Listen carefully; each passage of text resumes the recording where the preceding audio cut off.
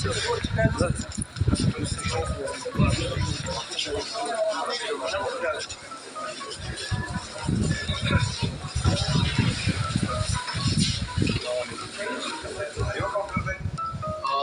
د ایمرجنسي کاونټر ده دې کې 24 ګنټې سرویس کوي هغه نور چې کوم کاونټر دی بیره شوي او تقریبا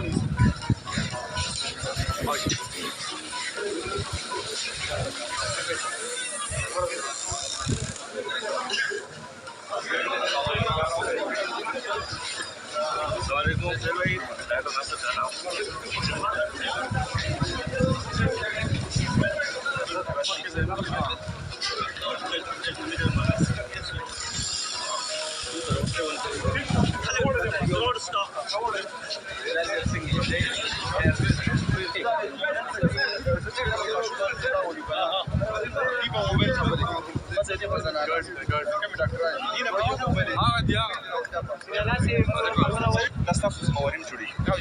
سبا چې کوم دی د نن هدايه جاری کړي چې اون ډیوټي ډاکټر یا ټیچر یا چې کوم نور څه کوي هغه په موبایل تاسو ټول د ذمہواری ده چې څوک موبایل استعمال کوي دا یې څه څه کوي یو چې نن د profession in the Belarus Colombians to know who is on the level of the reason of the patient of the medical national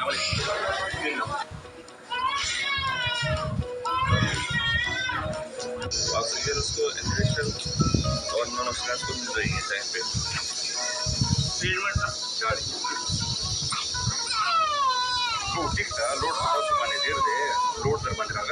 अस्सलाम वालेकुम नाज़रीन इकराम, मुकम्मल वीडियो आपको कुछ देर के बाद दिखाता हूं, लेकिन सबसे पहले आपको बताता चलूं कि इस वक्त पाकिस्तान तरीके इंसाफ तरीके लब्बैक की आवाज़ बनकर सामने आई है। सिंगल पार्टी है जिसने तरीके लब्बैक के हक़ में खुलकर बात की है। ये PTI के इमरान फरहत हैं जनाब, ये पंजाब असम्बली में जो है पंजाब हुकूमत के सामने लब्बैक के हक़ में जो है वो वाज़ेह तौर पर आवाज़ उठा रहे हैं और उन्होंने मुतालबा किया है कि वो सानह मरीद क्या है उसके ऊपर बात की जाए। मरीज उन्होंने क्या कहा, नाज़रीन क्या वीडियो को देखकर उसके बाद उनसे बात करते हैं।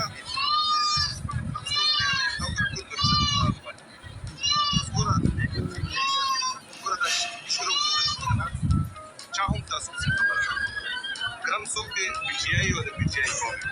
تاسو څه وکړئ چې یو واقعیا راځي علامه دا نه کله تاسو د دې په بس کوي ما ته څه فار پر دی یو خبره تاسو اوس په دې شاته کابینټ کې څومره یو تاسو پرو مول د ټوبې کنه پسند چې زه خپل راځم سوشل میډیا باندې لا شي راځي دا نه باندې زبر تاسو تاسو بس بیا تاسو اساس په کار دي تاسو خپل ورځ راغلم ما ته چې کوم شي زه یاد کړم درېونه ما د کابینټ نه پروف کړم راغله ما ته چې دا غي شو خبره وای ما په خبر کابینټ نه پروف کړی وای تاسو سپاس دا د تاسو سنجټ کوم زه د چې کوم دي په ټول سوبیا سره راځي ورته وایي زه پورا وړم هر څنګه کاسه راغلی ها هغه زه پورا وړم چې ډیر وخت تر اوسه په خبر بللی کې یو په کار نه دا ورته پیدا کا پیمنٹ الله بس دا خلاص کې په کورپوریشن او خپل ډاکټر موارد دا چې نو بیا په خپل پولیسي حکومت شته کنه حکومت د هغه کې ټینشن ماخله او نمبر دې تر وخت نمبر نه لې ये जाए वहाँ पर सुमरे दाची तब करको टेंशन मारता है कतल पर इको सेटिस्फाई के नो कोर की ना कतल मरीजान से फैसिलिटी के नो बिया दत्ता तो मरीजान से दत्ता सुमरा अटेंडेंट राख दी टोल करने की लगे बोले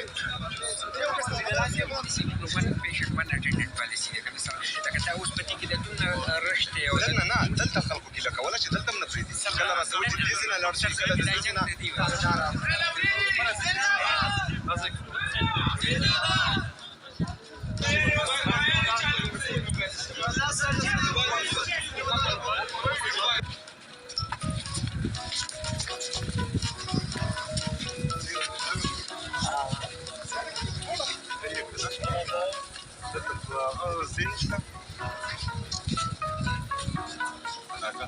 داغه سفیسه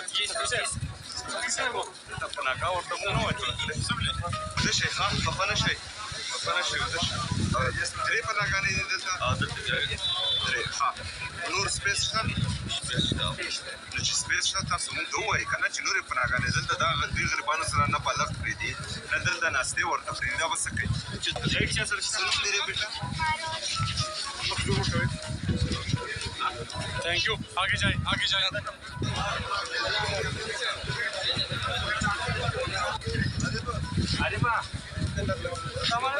ټول به یو شان دي او په مټریس کې څه د پات شو ویش به زه به باندې ودی په مومند او په ورسي او په خیبر او په پیوس ټول اول خو به درته انشاءالله تعالی په مغو ځینو کې اسپتال نه جوړوم او تر هغې پورې به انشاءالله دلته ټول سیسټم کېږي ان شاء الله थैंक यू जी थैंक यू दाविदा څه نمبر मोबाइल नंबर پای نمبر وای زمانه پیدا شروع ده انشاءالله ایرنم کې دی او جپسي کې هم کېږي جپسي کې هم کېږي او پیسې به صبح یو حکومت ترکوي درته انشاءالله الله دې دې په آخرت کې باندې الله ډېر خوشاله ساتي الله ډېر خوشاله ساتي الله خوشاله थैंक यू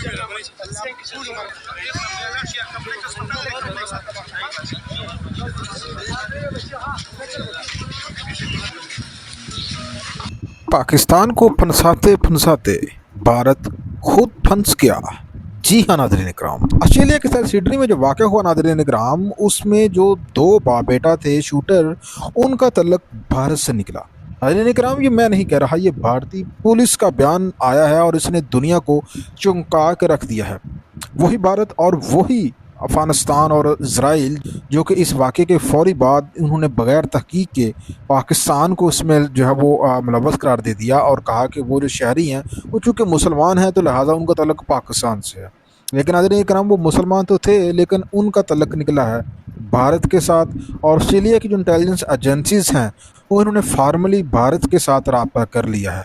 और उन बाप बेटे के मतलब जो है मज़ीद मालूमात जो है वो तलब कर ली है। जिसके बाद नाज़रीन इकराम, भारतीय पुलिस ने जो है वो तहक़ीक़ की है और देखा है कि वो जो शख्स है, जो साजिद था, जो बाप था, उसका तल्लक भारत से है और वो 1998 को भारत से ऑस्ट्रेलिया माइग्रेट कर गया था और बाद में उसने वहाँ पे शादी भी की, जहाँ पे उसका बेटा जो है वो नवीद जो है पैदा हुआ। नवीद था, उसके पास ऑस्ट्रेलिया की नेशनलिटी थी और जो उसका बाप था साजिद, उसका तल्लक भारत से निकला है। और भारतीय पुलिस ने जो है बाकायदा जो है वो बयान भी जारी कर दिया और कहा है कि इसका तल्लक भारत की रियासत तेलंगाना के शहर हैदराबाद से था और ये 1998 को इसने भारत छोड़ा था और ऑस्ट्रेलिया माइग्रेट कर गया था। बाद में इसकी अपनी फैमिली के साथ इसके राब्ते होते रहते थे और इसने मुतअद्दिद दौरे जो है वो किए इसके बाद। तो नाज़रीन इकराम, अब ऑस्ट्रेलियन जो अथॉरिटीज़ हैं उसने बाकायदा भारत के साथ जो है वो राब्ता कर लिया है, भारत से दरख्वास्त की है कि इस तहक़ीक़ को आगे बढ़ाने में भारत की मदद करें। और तो नाज़रीन इकराम, आपने देखा जी तरीके इंसाफ के जो है ये फरात अब्बास है पंजाब असम्बली में इन्होंने फिलिपीन का अमरीका के हवाले से खुलकर बात की और उन्होंने असम्बली से मुतालबा किया कि आज का जो मामूल का एजेंडा है उसको मुलतवी करके जो सान है अमरीका हुआ है उसके ऊपर बात की जाए। और उस साथ साथ उन्होंने कहा कि नून लीग है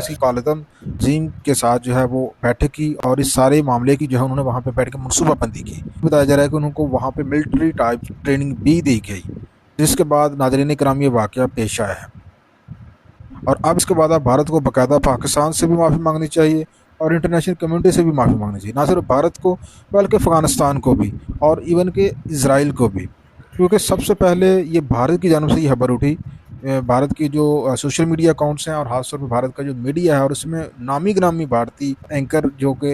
भारतीय हुकूमत के साथ एसोसिएटेड होते हैं, उनकी जानब से बगैर किसी तहकीक के वाक़े को पाकिस्तान के साथ लिंक करने की कोशिश की गई।